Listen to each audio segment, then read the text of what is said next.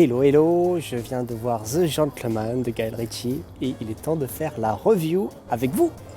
The Gentleman est un film américano-britannique réalisé par Guy Ritchie.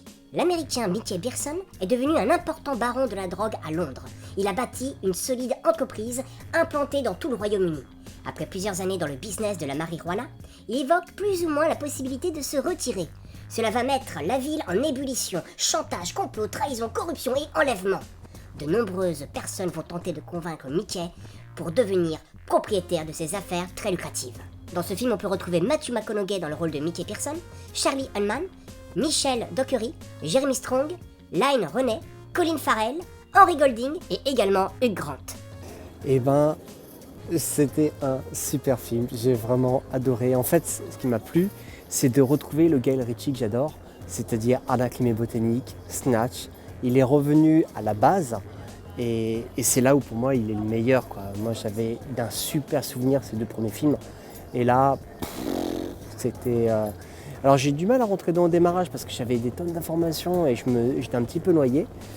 Et après en fait l'histoire elle est claire, elle est limpide, elle est bien amenée. Il y a beaucoup de très très bonnes idées de rebondissement.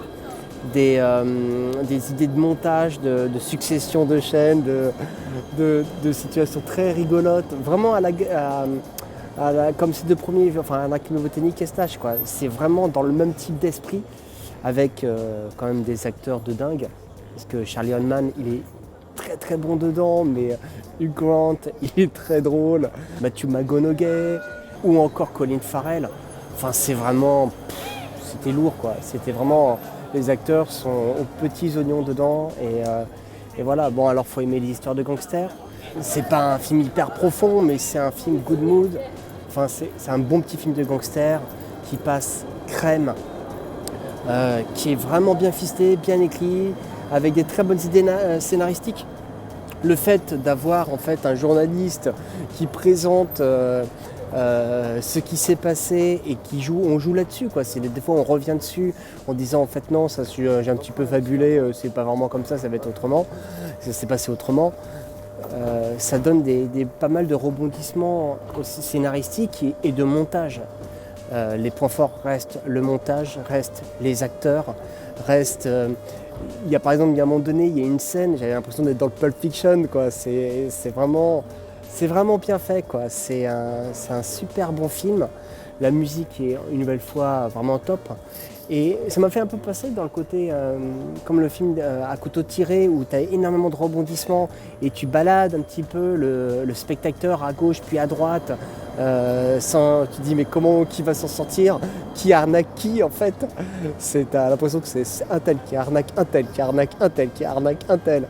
Et donc du coup ça crée énormément de rebondissements et pas mal de belles surprises. Il y a aussi beaucoup d'humour dans ce film. Et c'est vraiment agréable, j'ai vraiment débordé, j'ai énormément rigolé. Le concept de la narration dans la narration, c'est vraiment une superbe idée. J'aime bien ce type d'idée-là. D'ailleurs, je l'avais déjà exploité dans une pièce de théâtre. Et je trouve que ça marche très bien parce que du coup, tu as beaucoup plus de liberté, de folie, d'amener dans une direction. Ça aurait dû se passer comme ça, mais en fait, ça s'est passé comme ça. Et ça, c'est assez jouissif. J'ai vraiment trouvé le film vraiment très agréable. Je vais lui mettre une bonne note de 8 sur 10 parce que vraiment ça les vaut, mais largement. Allez-y, courez-y. À la semaine prochaine.